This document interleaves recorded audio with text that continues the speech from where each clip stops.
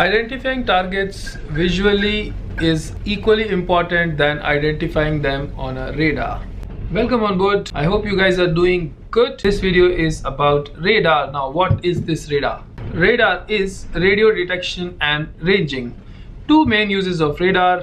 First one is assist in navigation. Second one is avoid collision. A radar indicates location of other sea surface objects in relation to our own ship. Radar works in darkness, restricted visibility, fog, snow, rain, basically any condition. Radar will detect object as long as it is tuned properly. Radar consists of three main units. First one is a radar scanner.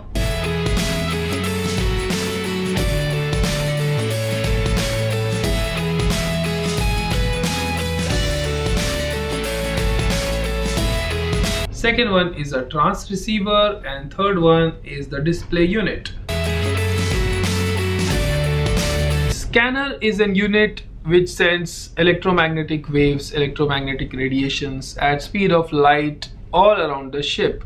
Transceiver is a unit which transmits as well as receives. Transceiver sends short, powerful bursts of electromagnetic energy via scanner all around the ship. These pulses travel at speed of light. When they hit any object, they are reflected back and received by a scanner, which is called echo. Receiver processes each echo and plots it visually on a radar, a bright spot which is called blip. Any radar only provides two information of a target, that is its bearing and its range. All the other information like speed of the target, closest point of approach, time to closest point of approach, bow crossing distance, you name it, all the other are just a mathematical calculation which are obtained by change in its range and bearing. All radars are equipped to do all this electronic calculation by themselves, and these days we always have ARPA fitted on the ship. ARPA is Automatic Radar Plotting Aid. There are few main settings on any radar. First one is gain. Gain controls amplification of all echoes received. If gain setting is low, small targets that return weak echoes will not be plotted on your display unit. If gain is set high, it will not have a very good contrast between targets and the background. But setting gain slightly higher is a safer option than setting it slightly on the lower side. If the weather is bad and we encounter rough seas and lot of waves, and in case it starts to rain, then these electromagnetic waves, pulses which are sent by radar, they don't know if they are being reflected by bad weather, rain, or it's a target. So to distinguish between rain clutter, sea clutter and actual target, we have some more settings on a radar which are called rain and sea. Anti-rain clutter distinguish echoes from target and from rainfall. Sometimes tropical rainfall areas can be easily mistaken for a land. Anti-rain clutter is very effective in reducing rain as well as sea clutter. Anti-rain clutter works on the principle that echoes coming back from rainfall will not be systematic, whereas echo coming back into your scanner from a target will be systematic. So that's how it distinguishes, and it doesn't show rain clutter on the radar screen. Common mistake what duty officers do is that they use this rain clutter settings when there is rain and clouds, etc., but they forget to make it 0 once the weather is clear. Exactly like rain, we have a setting for sea clutter, distinguish between waves and targets. It will, if I increase the sea setting high, my screen will be clean and it will not show me echoes reflecting back from the sea surface. As the sea increases gradually to rough seas, we are supposed to increase sea clutter settings accordingly. Brilliance is brightness settings on your phones, and it exactly works the same way for the radar. You can set brilliance which suits you. We have been always taught to keep radar on sea stabilized for collision avoidance, which is absolutely right, because when it comes to collision avoidance, the weather, sea, current, everything is pretty much same on your ship as well as target ship. Collision avoidance rules are based on heading of your target ship, so keeping it sea stabilized helps. Basically, sea stabilized means radar has speed input from waterlog and heading input from jack. And when the radar is on ground stabilized, it has a heading as well as speed input from GPS. And friends, remember never to use this stabilization or these settings for collision avoidance out at sea. It's always preferred to keep radar on sea stabilized. You may prefer ground stabilized close to coastal waters where you are doing navigation in relation to land and terrestrial objects. But for collision avoidance, radar should always be only on sea stabilized. This is how the target looks like on a radar, and this is how it looks like on an EGDIS, which is target is acquired on an AIS, and visually it looks something like this. Target is about 3.5 miles away and visibility is moderate. Keyboard only has the main important functions, everything else is inside the menu. On the left is EBL. EBL is electronic bearing line, which you can turn this knob and adjust bearing. On the right side similarly you have exactly same knob, but this one is for a variable range marker. You can adjust range, increase or reduce. Main settings: brilliance is the brightness control, exactly like in your mobile phones. Rain control, sea control and gain. These are fake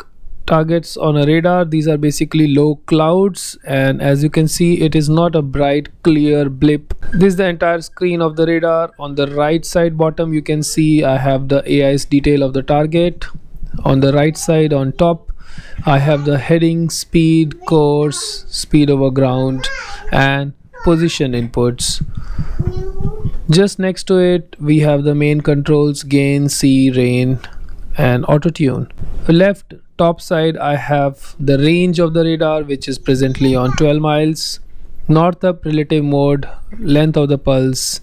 This is how a blip appears on the radar when it is not acquired. And if you switch on the trails, then you have a blue color symbol following the target, which shows its past track for the minutes you have selected. In this case it is 3 minutes trail which is showing.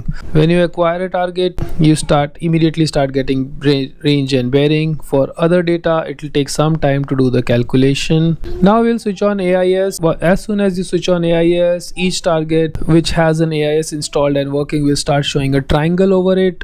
You take the cursor there, you press target data and it will start showing you AIS information of these vessels. But this is not preferred for collision avoidance because this data is dependent on the accuracy of AIS working on the target vessel. So always guys, we prefer to switch it off and acquire targets as a radar target instead of as an AIS target. When you acquire AIS target, obviously it helps to identify the ship's name, etc. in case you want to communicate. Here the radar has the range rings on. These range rings are spaced at 2 miles and this radar is on 12 miles range. So each ring is 2 miles. So if I see something on the third line, that means the target is about 6 miles away. Instantly I can know the range of the target. And that's how you can switch on and switch off range rings on a radar. Brilliance Control adjusts the brightness of the radar. If it's night time, we reduce the brightness, brilliance, and if it's a daytime, we obviously increase the brilliance. Rain controls used in rainfall, snow, heavy weather, when it is clouds, etc. Right now it's clear sky, so ideally my range settings should be 0. Sea clutter works exactly same way for bad weather. As the weather starts to deteriorate, we start increasing the sea clutter settings in order for us not to get too many reflections back from sea. If there's nothing appearing around your own ship, you might miss small targets, and if there is too much smaller range, you might miss some targets and confuse them between a real one. Radar must be tuned optimum. When I say optimum, means the radar should be able to detect targets which are far away, as well as it should be able to detect nearby tiny targets. For that you need to set your sea settings, and in case it's a rainy weather, then rain settings just right. North up relative mode. This is what I prefer personally. Most of the officers prefer north up relative mode, but it is again individual preference. Some people like it course up and head up. EBL, you can electronic bearing line, and this one is VRM, variable range marker. You can easily adjust these and get range and bearing of a target. Normally out at sea I keep 6 mile VRM on the radar, so it automatically tells me by just looking at it if there's anything less than 6 miles around me.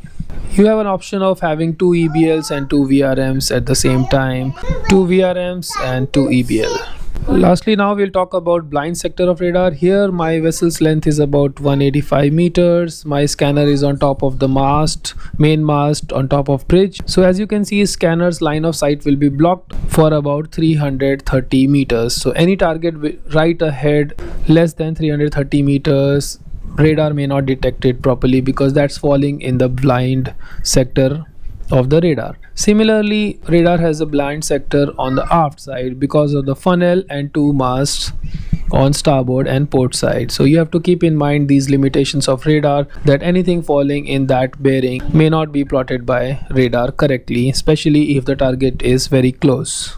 On the port side I have a mast, on the starboard side I have a mast, and I have a funnel right behind. So that's the blind sector from these things. Hope you guys got some idea about use of radar and importance of keeping a good visual lookout. Bon voyage, happy sailing, and Jai Hind, my friends.